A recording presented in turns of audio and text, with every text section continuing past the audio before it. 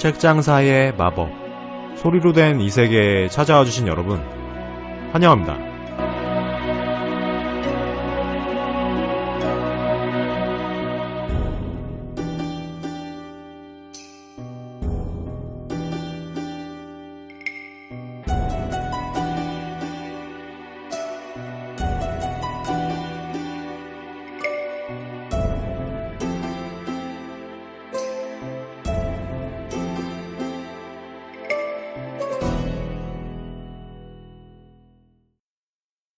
청취자 여러분 안녕하세요. 혼다입니다.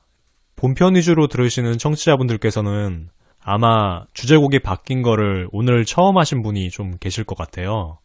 그렇습니다. 기존의 주제곡이 다른 곡으로 바뀌었죠. 이 이유에 대해서는 지난 낭독편에 설명을 드렸으니까 궁금하신 분들은 지난 낭독편의 초반부를 참고하시면 될 것 같고요.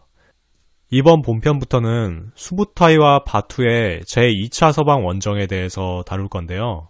지난 수부타이와 제베의 1차 서방 원정을 한번 쭉 정리를 한 이후에 오늘의 본격적인 이야기를 진행하도록 하겠습니다. 지난 3회에 걸쳐서 수부타이 제베의 제1차 서방 원정의 전모에 대해서 살펴보았습니다. 먼저 수부타이와 제베가 제1차 서방 원정을 떠나게 된 그 시작점은 호라즘 원정의 막바지 단계였습니다. 호라즘 원정의 막바지 단계에서 잿더미가 된 호라즘 영역에서 서북방으로 이제 출발을 하게 되죠. 여기서 말하는 이 호라즘의 영역은 오늘날의 이란 지역을 의미를 하죠.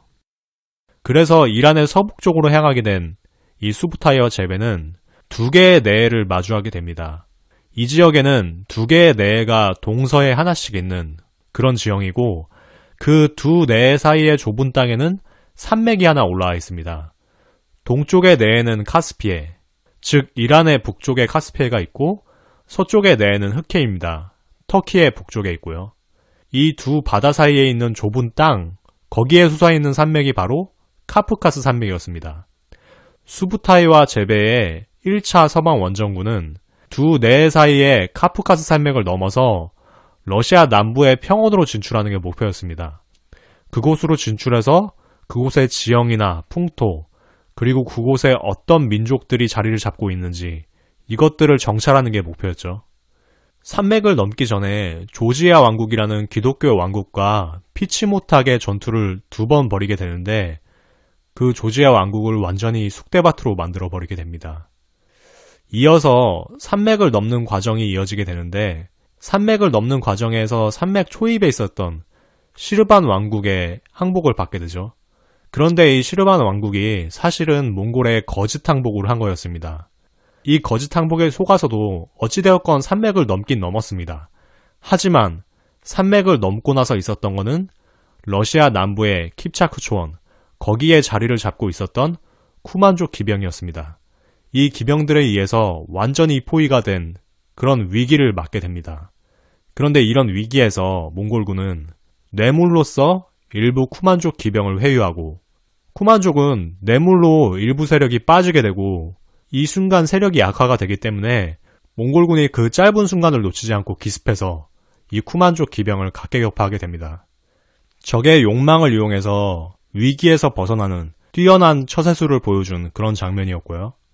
그리고 쿠만족 기병을 격파한 후에는 러시아 공국의 연합군과 싸우게 됩니다.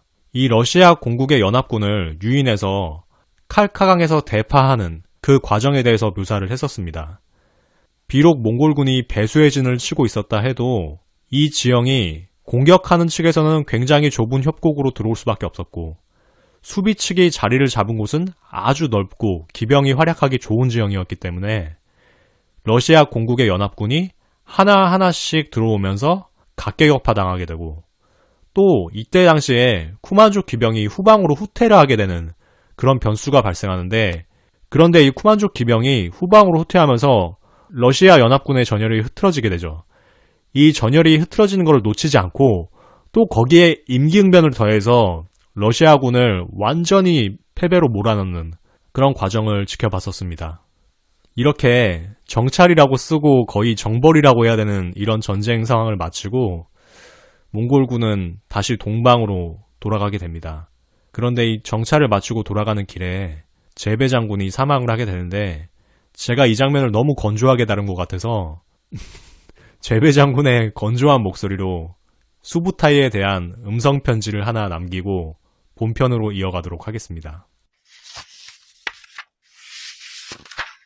수부타이 장군, 장군과 나는 몽골군 내 누구보다도 강한 인연의 끈으로 묶인 운명이었던 것 같소.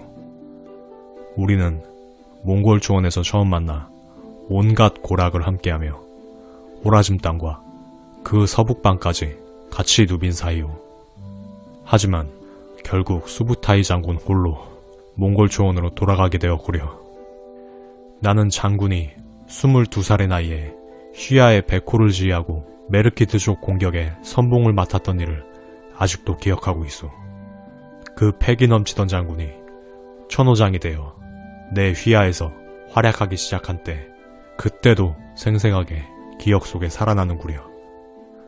자네는 그 과정에서 용맹과 지략을 겸비한 군인으로 성장하였고 그 과정을 보는 건 참 즐거운 일이었소. 그래서 이번 서방원정에서 자네가 총대장이 되고 내가 참모로서 보좌하게 되었을 때도 기꺼이 옛 부하를 보좌할 수 있었던 것이오. 나는 이제 푸른 하늘의 부름을 받게 되었소. 나의 이름은 제베, 칭기스칸의 화살로서 긴 싸움에서 적의 목과 심장을 꿰뚫었소. 하지만 이제는 그 소임을 내려놓고 푸른 하늘의 영원한 부름에 응하려고 하오. 장군께서는 칭기스칸에게 바람막이 모전이 되어 칸의 장막을 가려드리겠다고 그렇게 맹세한 것으로 알고 있소. 장군이 그 소임을 다하고 먼 훗날 저 세상에서 만나면 이 세상에서의 역할은 잊고 흉금을 터놓고 이야기를 나누고 싶소. 친구여, 함께할 수 있어 행복했소.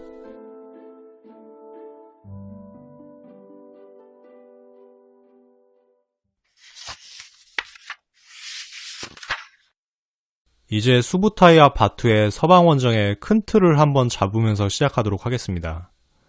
수부타이 바투의 서방원정은 일단 오늘날에 러시아 남서부에서 전쟁을 개시하게 됩니다. 이 러시아 남서부에서 개시된 전쟁은 점차 헝가리, 폴란드 같은 지역으로 확대되게 되는데요. 이렇게 전쟁이 확대되면서 몽골군이 어떤 식의 활약을 하게 되는지 그거에 대해서 묘사를 하도록 하겠습니다. 일단 이번 시간은 러시아와의 전쟁에서 초반부에 대해서 설명을 드리도록 하겠습니다. 러시아와의 전쟁에 앞서서 몽골군은 여러 가지 변수를 통제하면서 자기네들의 유리한 포석을 하면서 이제 전쟁을 시작하게 되는데요. 먼저 러시아의 지형과 기후를 고려해서 전쟁 준비를 하게 됩니다. 러시아 남부는 평원이랑 습지로 구성이 되어 있고 러시아 북부는 침엽수림으로 구성이 되어 있습니다.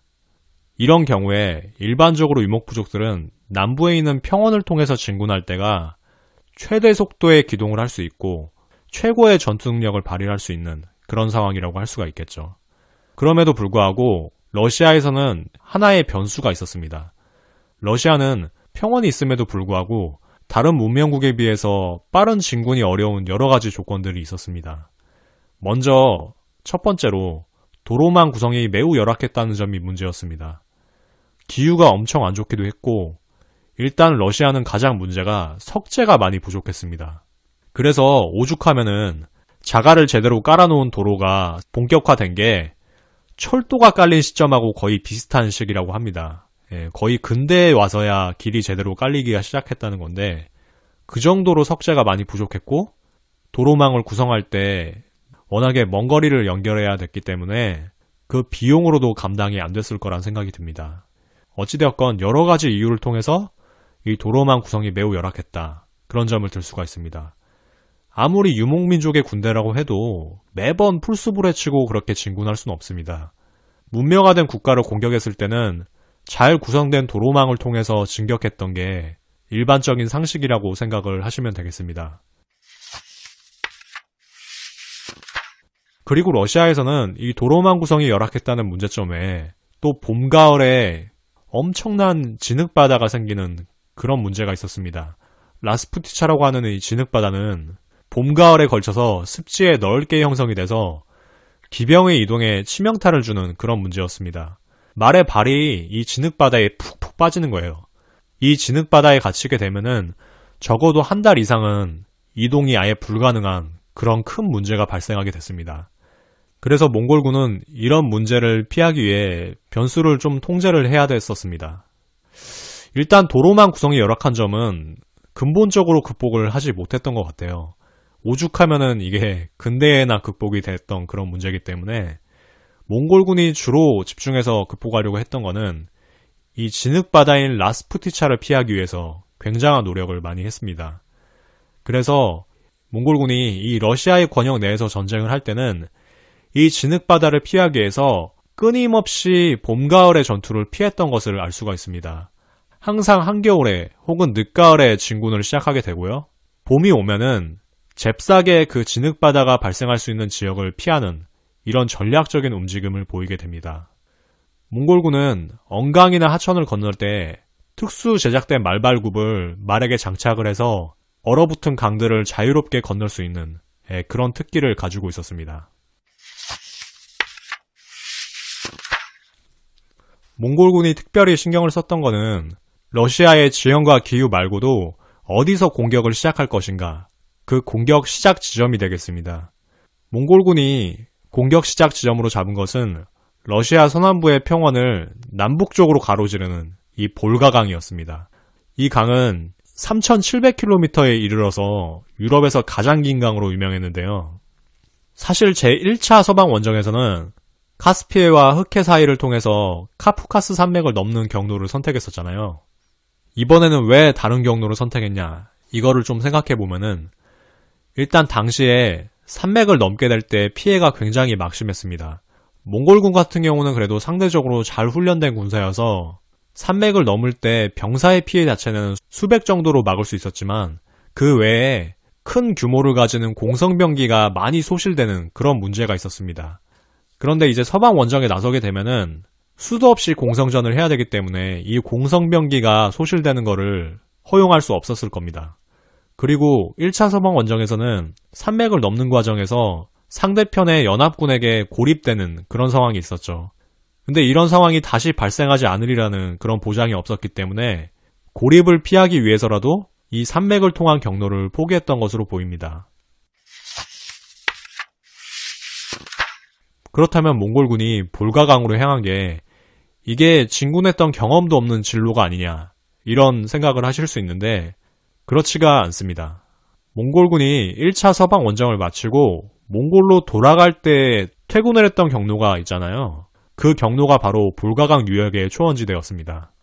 그러니까 몽골군은 이미 2차 원정의 시작점을 1차 서방 원정의 막바지에 경험했던 거라고 볼 수가 있습니다. 이렇게 공격 시점과 공격 지점이 결정된 상황에서 몽골군은 1236년 겨울에 볼가강 동쪽의 유목부족을 굴복시키기 시작합니다. 전쟁의 초반 포석이라고 볼 수가 있는데요. 1차 원정 때는 전투를 피하기 위해서 적을 계속해서 피하면서 진군을 했었죠. 조지아 왕국의 군대를 계속 피하면서 진군을 했었는데 사실 그렇게 피하면서 진군을 했지만 결국에 전투를 피할 수가 없었습니다. 오히려 아군이 기습당할 수 있는 그런 상황에 놓이기도 했습니다. 그래서 그 실패를 만회하고자 2차 서방 원정에서는 대군을 동원해서 초반 포석을 단단하게 하면서 주변의 세력들을 제압하면서 진군을 하게 됩니다. 이 볼가강 동쪽에 있었던 불가르 왕국의 수도를 공격하게 되고 여기서 어마어마한 인파를 학살을 하게 됩니다. 몽골군이 2차 서방 원정에서 저지른 첫 번째 학살이라고 할 수가 있는데 이 첫 번째 학살의 이유는 상대적으로 몽골 초원에서 자행했던 그런 학살과 성격이 좀 비슷하다고 생각이 듭니다. 이 불가르 왕국 같은 경우는 유목부족이 주를 이룬 그런 왕국이었습니다. 그래서 제가 봤을 때는 이 유목부족을 완벽하게 굴복시켜서 자기의 세력화하기 위한 그런 학살 과정이라고 생각을 할 수가 있습니다. 상대 유목부족의 상당수의 남자를 살해함으로써 그 세력한테 공포심을 심어주고 철저한 종속 세력으로 봉사하게 그렇게 만드는 거죠. 이것의 증거로 볼 수 있는 게 처음에 15만으로 출병했던 몽골군이 이 불가르 왕국을 제압하고 볼가강 동쪽을 제압하는 과정에서 20만으로 불어나게 됩니다. 최대 5만 정도에 이르는 유목 부족의 군대를 충원을 하게 된 건데요. 그러니까 몽골군이 이 서방 원정에서 첫 번째로 자행한 학살의 목적은 상대 부족을 철저히 종속시켜서 자기 세력화하기 위한 그런 전략이었다고 볼 수가 있습니다. 몽골군은 그런 식으로 출병을 시작하는 지점에서 1년 동안 착실하게 준비를 하게 됩니다. 그래서 이제 1237년 12월에 한겨울을 맞게 되는데 이때부터 볼가강의 동쪽에서 얼어붙은 볼가강을 건너서 서쪽으로 진군을 하게 됩니다. 이때도 한겨울을 택한 게 라스푸티차를 피할 수 있는 시기이기 때문이겠죠. 이때 당시에 공격을 개시하는 시점에서 어떤 식으로 서유럽 진출을 위한 청사진을 그리기 시작하는지 그 장면을 상황극으로 잠깐 묘사하도록 하겠습니다. 수부타이와 바투 두 장군은 서유럽으로 향하는 진로 선택에서 서로 다른 견해를 가지고 있었다. 먼저 바투가 자신이 생각하는 최적의 진군로를 제안하였다. 이 바투가 생각하는 최적의 원정 경로를 말씀드리겠소. 서쪽의 저 먼 바다인 대서양까지 이르려면 진군을 서둘러야 합니다. 적이 방비를 갖추기 전에 볼가강과 카르파티아 산맥 사이에 있는 초원지대를 통해서 신속히 진군해야 합니다. 바투님, 저는 초원을 통해 진군하기에는 아직 시기상조라고 생각합니다. 시기상조라면 모든 준비가 완료된 우리 군에 뭔가 아직도 부족한 것이 있단 말이오? 그런 것이 아니고 불안 요소를 완벽하게 제거하고 그렇게 가자는 겁니다. 장군이 이야기하는 불안 요소가 무엇이오? 북부 지방의 침엽수림에 웅크리고 있는 러시아의 대공들입니다. 그들은 각자의 영지에 처박혀서 이렇다 할 움직임을 보이지 않고 있습니다. 그들이 무슨 위협이 된단 말입니까? 확실히 그들 단독으로 큰 위협이 되지 않습니다. 하지만 남쪽 초원의 대공들이 우리 군을 피해 북쪽의 대공들과 연합전선을 구축한다면 우리 군이 평원으로 진군할 때 남북으로 포위되어 협공을 받을 수 있는 위협이 있습니다. 저는 바투님께서도 아시다시피 제배 장군과 함께한 1차 서방원정에서 산맥에서 포위되어 큰 위기를 겪은 적이 있습니다. 이미 한번 겪은 과오를 되풀이해서 우리 군을 위기로 몰아넣을 수는 없습니다. 바투는 수부타이의 이야기를 듣고 한동안 깊은 생각에 잠겼다. 수부타이 장군의 방법은 너무 소극적이다. 남부지방의 대공들은 일거에 제압하면서 초원을 순식간에 돌파한다면 순식간에 서방을 급습할 수 있을 것인데, 하지만 내 주장을 더 고집한들 결국은 수부타이 장군의 전술이 채택될 것이다. 그럴 바엔 차라리 기분 좋게 수락하도록 하자. 좋소. 수부타이 장군의 전략에 따르겠소. 저도 생각을 해보니 후방의 위협을 철저하게 없애고 가는 것이 긴 원정을 생각하면 좋은 일이라고 생각하오. 장군에게 어느 정도의 군사를 드리면 되겠소? 이 수부타이는 삼림부족 우량카이족의 후예가 아닙니까? 제 휘하의 군사만으로 숲속에 들어박힌 대공들의 간담을 서늘하게 만들겠습니다. 좋소. 자신감에 차있는 노장에게 필요 이상의 군대를 보태주는 것도 예의가 아니겠지. 대신에 원군이 필요하면 꼭 요청하도록 하시오. 바투 장군님, 호의에 감사드립니다. 수부타이 장군은 진군하기 시작했다. 현재의 모스크바를 중심으로 한 사방의 공국들을 초토화하기 위한 의도였다. 그는 먼저 모스크바에서 남동쪽으로 200km 떨어진 라잔을 침공하였다. 라잔의 군사들은 요새에 틀어박혀 몽골군의 공격에 대비하고 있었다. 나무 울타리로만 방비된 형편없는 요새로군. 여봐라, 요새에 전방위적인 포격을 퍼붓도록 해라. 우리 군이 끌고 온 대포의 맛을 보여주도록 해라.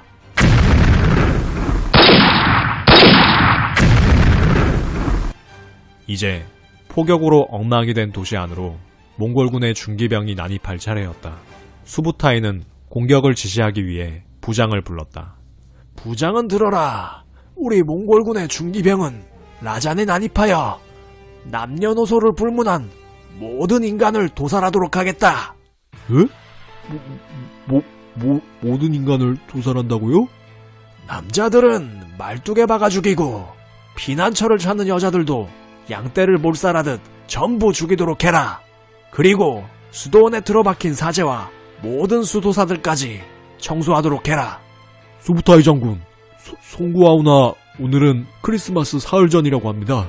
사제까지 무자비하게 처형한다면 서방의 이교도들의 분노가 머리끝까지 치솟을 겁니다. 이번에는 조금이나마 자비를 베푸시는 게 어떻습니까? 저들의 반발이 굉장히 심할 텐데요. 모두 알고 있다. 군말 없이 시행하도록 하라. 라잔의 학살 현장은 매우 참혹했던 것으로 알려져 있다. 이를 기록한 연대기 작가는 그때의 상황을 이렇게 전하고 있다. 사람들은 차마 죽음을 눈뜨고 보지 못하고 눈물만 흘렸다. 어떤 사람들은 창에 찔리기도 하고 손가락 끝을 못이나 나무 조각으로 박히기도 했다. 사제들은 산채로 화형을 당했고 수녀와 처녀들은 성당 안에서 가족들이 지켜보는 가운데 능욕을 당했다. 몽골군은 라잔의 학살을 자행한 후 다시 북서쪽으로 90km가량 이동해 모스크바에서 남동쪽으로 110km 떨어진 콜롬나를 공격했다. 그리고 그곳을 라잔에서와 같은 방식으로 쑥대밭으로 만들었다. 좀 끔찍한 상황을 다룬 상황극이었습니다. 일단 하나씩 상황극에 대한 이야기를 해보도록 할게요. 먼저 몽골군의 공격 진로를 보게 되면은 러시아 지역을 돌파함에 있어서 남방 초원지대의 대공들을 격파하면서 갈 수도 있었고 북방의 침엽수림 지대에 있는 대공들, 이 대공들을 상대하면서 갈 수도 있었습니다. 몽골군은 결국에 후자를 선택을 하게 되는데 북방의 침엽수림 지대에 있는 대공들이 전술적으로 더 큰 위험 요소가 된다고 생각을 했기 때문입니다. 요새화된 험지에 틀어박혀 있다가 갑자기 나와서 몽골군을 기습하거나 또 남방의 대공들과 연합하게 되면은 초원지대에 있는 세력보다 훨씬 더 제압하기 어려웠기 때문에 이 요새화된 험지들을 최대한 무력화하면서 위협을 없애면서 나가는 게 몽골군의 공격 진로였습니다. 제가 각색에서는 상대적으로 젊은 바투가 이 상황에 대해서 좀 불만족하고 초원을 통해서 서방을 직격했으면 좋겠다, 이런 식으로 묘사를 했는데요. 이거는 삼국지에서 위연이 자오곡을 통해서 장안을 직격할 것을 요구했던 그 장면을 살짝 차용을 해봤습니다. 하지만 수부타이 같은 경우는 삼국지 연의에서 제갈량이 그랬듯 최대한 위험 요소를 없애면서 목표를 향해서 나아가는 그런 신중한 모습을 보이게 됩니다. 자, 이제 중요한 학살에 대한 이야기를 좀 해봐야 될 것 같아요. 학살이라는 거는 시대를 불문하고 어떤 이유로든 정당화될 수 없는 그런 행위죠. 학살은 어느 시대에나 도덕적인 책임을 물을 수밖에 없는 그런 행위죠. 왜냐하면은 단순하게만 생각해봐도 그 학살극이 본인한테 돌아온다고 생각하면은 그 누구도 그 학살극을 긍정적으로 받아들일 수 없기 때문에 그 한 가지 이유만으로도 이 학살극은 시대를 초월해서 정당화될 수 없다는 거, 이 점 하나만은 좀 분명하게 하고 다음에 이야기를 이어가도록 하겠습니다. 하지만 우리가 이미 벌어진 학살극에 대해서는 좀 충분히 분석을 할 필요가 있습니다. 특히 몽골군은 굉장히 많은 학살극을 자행을 하는데 이 학살극들을 그냥 눈살을 찌푸리고 지나가는 식으로 지나쳐가게 된다면은 몽골군이 노렸던 많은 효과를 그냥 무시하고 지나가는 것과 같습니다. 그렇기 때문에 눈살이 좀 찌푸려지더라도 이 학살극이 몽골군에게 어떤 전략적 효과가 있었는지 그것에 대해서 간략하게 짚고 넘어가도록 하겠습니다. 먼저 몽골군이 라잔에서 자행한 학살극은 정말 도를 지나치다 싶을 정도로 굉장히 참혹했습니다. 남녀노소 할 거 없이 전부 다 씨를 말리듯이 학살을 했고 심지어 크리스마스 시즌이 얼마 안 남은 상황에서 성직자들까지 모조리 아주 잔인한 방식으로 학살하는 그런 모습을 봤습니다. 제가 봤을 때 이렇게 잔인무도하고 끝을 달리는 학살은 결국에 상대방의 이성을 마비시키기 위한 그런 의도가 있다고 보입니다. 도대체 저들이 왜 저렇게까지 할까? 상대방이 그 이유를 이성적으로 판단할 수 없는 지경에 이르게 만든다는 얘기죠. 이 지경에 이르게 되면은 이 학살을 당한 상대방 같은 경우는 감정의 영역만이 아주 활발하게 작동하는 그런 상황이 됩니다. 저는 몽골군의 학살이 공포 효과와 증오 효과 두 가지 효과로 나눌 수 있다고 생각을 하는데, 먼저 첫 번째로 공포 효과는 상대방이 이성을 잃고 공포심에 휩싸이도록 하는 전략을 의미합니다. 공포심에 휩싸인 상대는 탈주를 하거나 도망을 하거나 이런 식으로 몽골군에 유리한 방식으로 자기의 의무를 저버리게 됩니다. 그리고 또 심지어 겁에 질려서 빠른 항복을 하게 됨으로써 몽골군의 전력에 보탬이 되는 그런 효과도 발생할 수 있습니다. 두 번째로 몽골군은 증오 효과를 노린 것처럼 보입니다. 상대방이 이성을 잃고 아주 맹렬한 증오심에 휩싸이도록 하는 거죠. 그렇게 되면 1차적으로 적이 이성적이고 냉철한 판단을 할 수 있는 그런 기회를 없애버리게 됩니다. 이성보다는 분노에 휩싸여가지고 상대방이 충동적으로 행동을 하게 된다는 거죠. 그러면은 몽골군 입장에서는 상대방의 실수를 유발할 수 있기 때문에 굉장히 좋은 도발 행위가 되게 되고요. 그리고 몽골군은 적군이 연합하기를 노렸을 수도 있습니다. 적군이 아주 대대적인 반감을 가지고 특히 적의 기독교 세력을 아주 처절하게 심판함으로써 기독교 세계 국가들이 대대적인 반감을 가지고 연합 세력을 구축하게 되면은 들판에서 싸우는 회전에서 아주 큰 자신이 있었던 몽골군 같은 경우는 이런 연합군을 일거에소탕할 수 있다. 이런 전략적인 판단을 가지고 큰 그림을 짜고 나온 그런 학살이라고 볼 수도 있습니다. 참 여러 가지로 해석이 가능할 것 같은데요. 앞으로도 자주 발생할 몽골군의 학살과 그 학살로 통해서 몽골군이 어떤 전략적인 효과를 노렸는지에 대해서 종종 이렇게 묘사를 해드리도록 하겠습니다. 자, 이제 몽골군은 남동쪽에서부터 북서쪽으로 계속해서 진군을 해서 모스크바를 향해서 나아가고 있는 그런 상황이었습니다. 그래서 모스크바 남동쪽으로 200km 떨어진 라잔을 공격해서 완전히 초토화하고 그 다음에 다시 북서쪽으로 90km로 올라가서 콜롬나라는 도시를 공략을 했었죠. 이제 몽골군은 모스크바를 코앞에 둔 그런 상황이라고 할 수가 있습니다. 이 상황에서 두 명의 러시아 대공이 몽골군의 레이더에 포착이 되게 됩니다. 여기서 세력도를 좀 그려보면은 여러분 머릿속에 정사각형을 하나 그려보시고 그 정사각형을 두 번 접어서 4등분을 하겠습니다. 그리고 왼쪽 아래에는 모스크바라고 쓰시고 오른쪽 아래에는 블라디미르, 그리고 오른쪽 위에는 수즈달이라고 쓰겠습니다. 왼쪽 위는 그냥 빈칸으로 비워두시고요. 지금부터 얘기할 내용은 좌측 아래에 모스크바, 우측 아래에 블라디미르, 그리고 우측 위에 수즈달, 지금부터 이 세 지역을 배경으로 벌어지는 일을 묘사하도록 하겠습니다. 오른쪽 위와 오른쪽 아래에 있는 수즈달과 블라디미르는 둘 다 수부타이와 제베의 1차 서방 원정에서 잠깐 등장했던 세력입니다.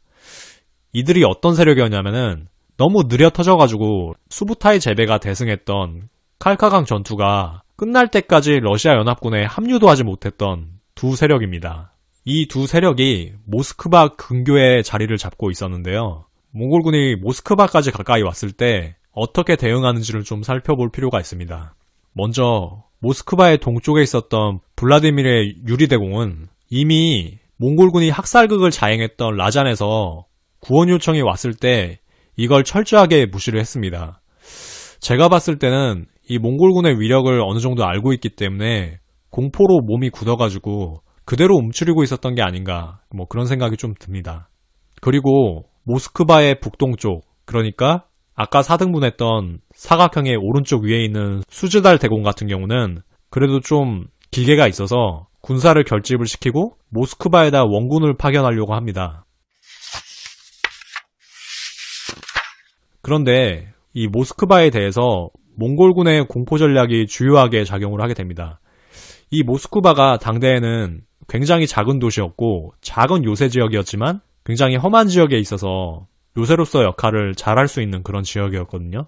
그런데 몽골군이 모스크바 남동쪽에서 자행했던 두 번의 학살극 때문에 너무 큰 충격을 받아서인지 이 모스크바의 수비형들이 몽골군이 오기도 전에 다 도망쳐버립니다. 그러니까 아까 제가 말씀드렸던 몽골군의 학살 효과 중에서 공포 효과가 주요했다고 볼 수가 있는 거죠. 그래서 몽골군은 모스크바에 무혈입성하게 됩니다. 그러니까 이 4등분된 사각형에서 왼쪽 아래를 몽골군의 권역으로 시커멓게 칠하시면 되겠습니다. 그러면 이제 몽골군이 왼쪽 아래를 먹은 그런 상황이 되겠죠. 이제 블라디미르 대공은 이 모스크바가 무혈 점령된 거를 알고 굉장한 위협감을 느끼게 됩니다. 본인이 굉장히 움츠러들어가지고 라잔한테 원군 요청이 왔을 때도 무시했는데 이제는 도저히 무시할 수 없겠다 싶어서 군사를 결집시킨 수즈달 대공에 합류하게 됩니다. 그래, 블라디미르와 수즈달이 서로 연합 세력을 이뤄서 몽골군에 대항해보자, 이런 속셈이었겠죠. 그런데 참 안이하게도 이 블라디미르 대공이 블라디미르 지역을 거의 무방비 상태로 두고 가족들도 남겨둔 채 수즈달 대공한테 합류를 한 겁니다. 그래서 몽골군은 굉장히 이런 정찰과 정보에 능했기 때문에 블라디미르 대공이 대군을 이끌고 수즈달과 합류했다, 블라디미르는 그래서 텅텅 비었다, 이 사실을 알자마자 블라디미르를 급습해서 점령을 해버리게 됩니다. 이게 1238년 2월 7일의 일입니다. 결국에 몽골군은 블라디미르 대공이 수즈달과 합류하러 갔을 때 빈집털이를 해서 모스크바에 이어서 블라디미르 지역까지 전부 다 접수를 한 그런 상황입니다. 그러니까 4등부된 이 사각형에서 아랫지방을 다 몽골군이 접수를 한 그런 상황이라고 할 수가 있습니다. 몽골군은 모스크바와 블라디미르를 점령을 하고 계속해서 이 수즈달과 블라디미르의 연합군을 관찰을 하게 됩니다. 하지만 이 블라디미르와 수즈달 대공의 연합군은 굉장히 태평했습니다. 자기네가 군사적으로 상당한 우위에 있기 때문에 언제 어디서 전투가 일어나봤자 우리가 이길 수 있다, 이런 자신감이 있었던 것 같습니다. 그리고 블라디미르 대공 같은 경우는 참 우습게도 자기가 점령하던 지역이 공격당하고 거의 초토화된 사실을 제대로 잘 모르고 있었습니다. 이런 상황에서 거의 한 달이 지나가게 됩니다. 한 달을 보내면서 그래도 우리가 군사도 많고 몽골군의 장군이 수부타이라고는 하지만 우리가 결국은 이기지 않겠어? 이런 생각을 좀 가지고 있었던 것 같습니다. 그런데 몽골군이 너무 안 움직이니까 살짝 불안해져서 2월 말쯤 돼가지고 정찰병을 사방으로 좀 파견을 해보게 됩니다. 근데 이 상황에서 정말 끔찍한 사실을 알게 됩니다. 몽골군은 이 수즈달과 블라디미르 대공이 연합군을 이루고 진을 치고 있는 이 지역을 사방에서 포위하고 그 바깥에서 진을 치고 대기하고 있었습니다. 그러니까 스타크래프트로 치면은 수즈달과 블라디미르 대공은 중앙에다가 200 채운 대군을 몰아넣고 거기에서 상대방 군대를 대기를 하고 있는데, 몽골군은 중앙을 포위하면서 한 8방향으로 멀티를 다 먹고 사방에서 포위에 들어가면서 공격을 하기 시작한 겁니다. 거의 20날이 넘는 시간 동안 준비를 했기 때문에 이 진을 친 거리도 군기병이 적을 포위 섬멸하기에 굉장히 좋은 그 거리까지 계산을 해서 진을 친 거고요. 그래서 수즈달과 블라디미르 대공은 완전히 포위돼가지고 처절하게 전멸하게 되고요. 대공들은 참수되는 그런 참혹한 상황을 맞이하게 됩니다.